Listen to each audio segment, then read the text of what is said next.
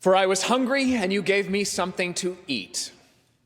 I was thirsty, and you gave me something to drink. I was a stranger, and you welcomed me. I was naked, and you gave me clothing. I was sick, and you took care of me. I was in prison, and you visited me. And the righteous will ask, when, Lord, when did we do these things? And the Lord will respond, truly I tell you, just as you did it to the least of these, you did it to me. On May 17th, 1943, in a service that I imagine had a few more people in the pews than today, it was announced during our service that Asbury First had officially purchased 2 dilapidated mansions at 1040 and 1010 East Avenue. The senior minister at the time, the Reverend Dr. Weldon Crosland, had big plans for what he would do once he tore down the mansion at 1040. He had in mind a huge church, what he called an edifice for God, ourselves, and our city, full of strength and beauty and grace. Spoiler alert, he got his wish. It took a while, 5 separate campaigns and many, many years of hard work, but eventually this beautiful neo-Gothic space, this sanctuary, was built. He didn't have as many ideas for 1010. Originally, of course, he thought he would just tear it down. They thought they would tear it down to make room for an even bigger church. Dr. Crosland was nothing if not a dreamer. Ministers, am I right? Though just as they were about to raise it, to tear it down, to demolish that building, they decided to hold off on demolishing 1010 East Avenue, thinking that maybe, just maybe, it still had some use as, quote, a community house. Little did they know. In addition to the countless classes and potlucks and receptions held over the last 80 years in that space, it has been the place where children have met their adoptive parents, where couples met and fell in love with one another, where families have mourned the loss of a loved one. When Tom Hildebrandt came through last year, ready to make a gift for the Outreach Center on behalf of the Davenport Hatch Foundation, for which we thank them, he said, you know, this was the place where my parents were married. Maybe yours were as well. In other words, friends, 1010 East Avenue has not only served as a community house, but as a community home. If those walls could talk, they would tell stories of God's grace, of laughter and joy, and of true Christian fellowship, as so many of us have experienced firsthand. Though if we're honest, it's been a little while, and not just because of the pandemic.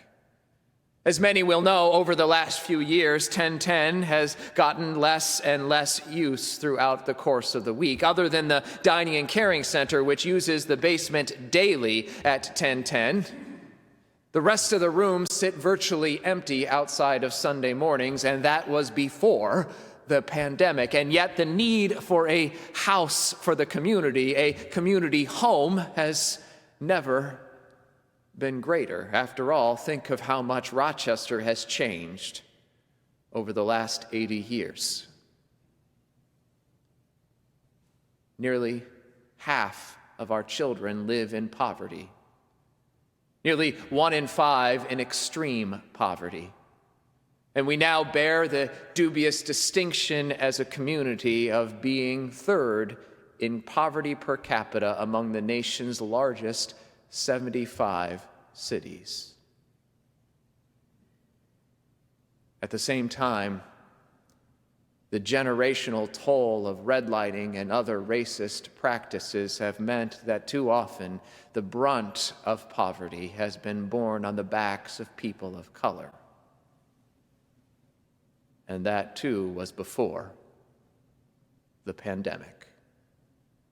The full human cost of the last few months of this last year have yet to be fully realized, but already anecdotally, friends, we are receiving more daily calls, more pleas for help, more requests for our services than at any time ever before in our past. People are in need, and I fear this is only the beginning. What the next few years will hold, we don't know, but I do know this: we want to be in a place to address it.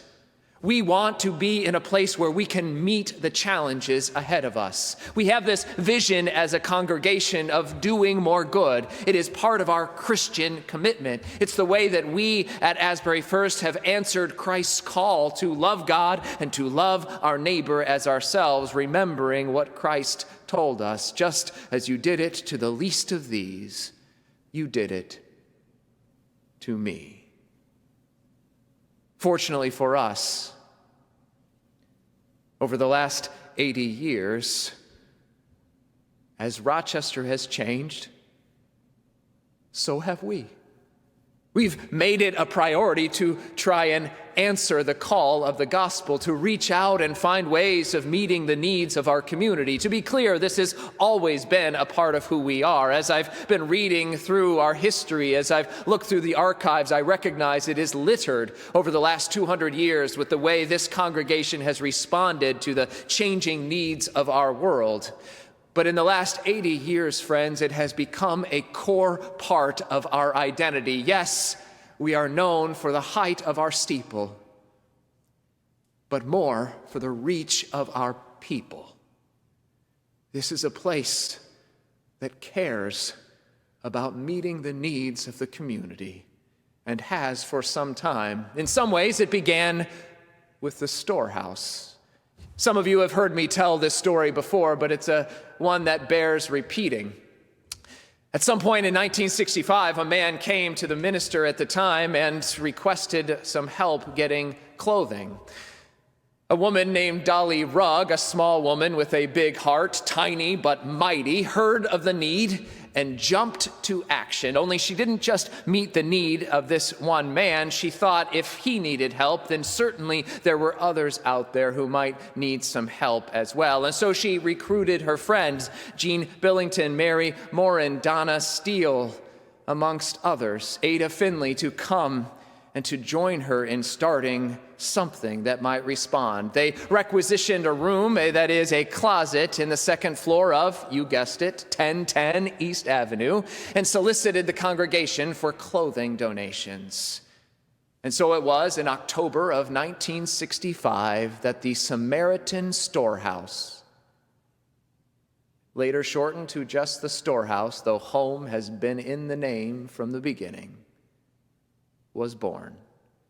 In the first few months, they served 150 people, men, women, and children, and the need only grew. Over the next 56 years, the storehouse would grow from a closet in 1010 to a room in 1010 to the second floor of 1010 to the basement of 1040, none of them in accessible places and none of them adequate for the needs of that growing ministry. Today, they serve nearly 6,000 families in the course of a year, referred by hundreds of agencies from around Rochester. It is one of the few places in Rochester where people can get free clothing in a hospitable place.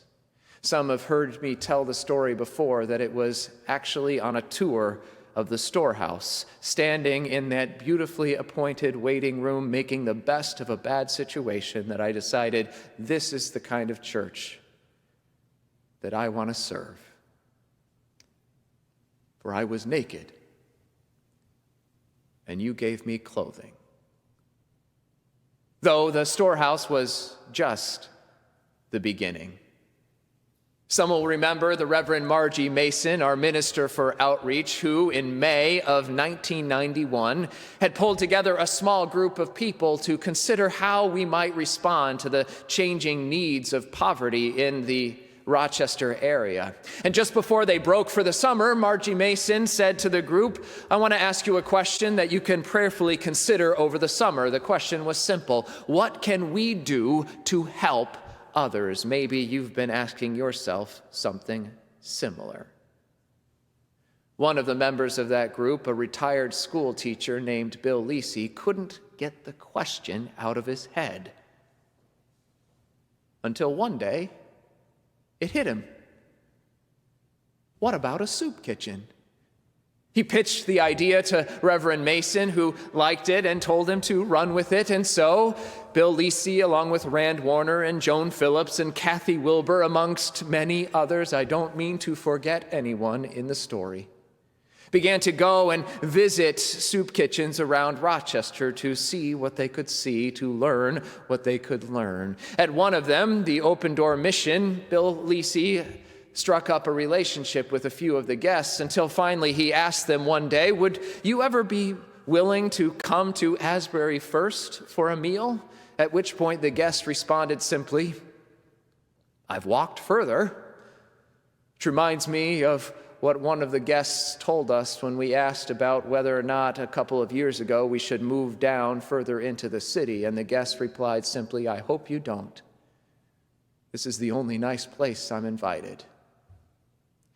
Reverend Mason took several volunteers, including some volunteers from the storehouse, down to Washington, D.C. to take a look at what some others were doing to serve needs beyond simply food. And the germ of the idea for the caring center of the Dining and Caring Center was born. The people who were working on it knew one thing: they didn't want people to come through a line to be served. Instead, they wanted our volunteers to serve our guests, to treat people as guests at a common table. And so they dropped the idea of a soup kitchen and started referring to it as a dining center. Over the course of 1992, they went from group to group to group in order to solicit enthusiasm and to get support for this idea, so that by the end of 1992, just before they were ready to launch, they had over 200 volunteers ready to go. A testament to Christian commitment, if I've ever heard one. And so it was that on January 17th, 1993, 28 years ago last Sunday, the dining center opened for the first time. They cleaned out a portion of the basement of 1010. They put out a sign on East Avenue, made some soup on a stovetop that had only one of the 4 burners working, and waited.